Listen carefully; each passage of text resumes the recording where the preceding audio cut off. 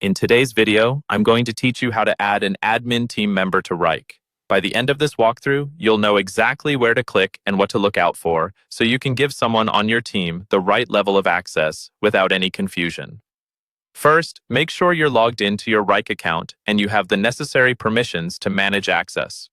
Typically, you'll need to be an account owner or an existing admin, or have rights to share the specific folder or project you're working in. Start by navigating to the relevant area inside Wrike. In this example, we're working in an ad campaign space, but the process is the same for any folder, project, or space.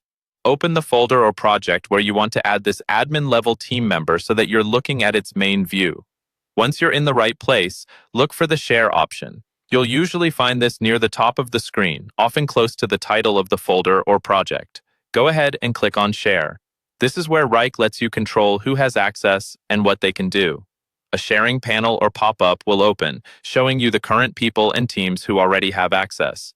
In this panel, you'll see options to invite new users or adjust existing permissions. Now, click on the highlighted area where you can manage or change the access level. This is typically a drop-down or a role field next to the person's name. Next, you'll choose the team member you want to give admin-level access to.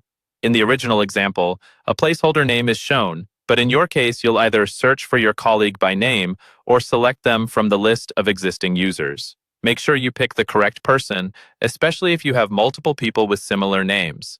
Once you've selected the right team member, adjust their role or permission level to match your intended admin privileges.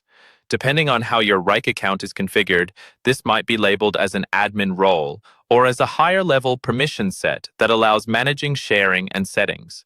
After you've set their role, the final step is to click Save.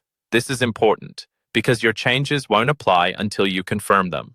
Once you hit Save, Wrike will update the access, and that team member will now have the admin-level permissions you just assigned. That's all you need to do to add an admin team member to Wrike.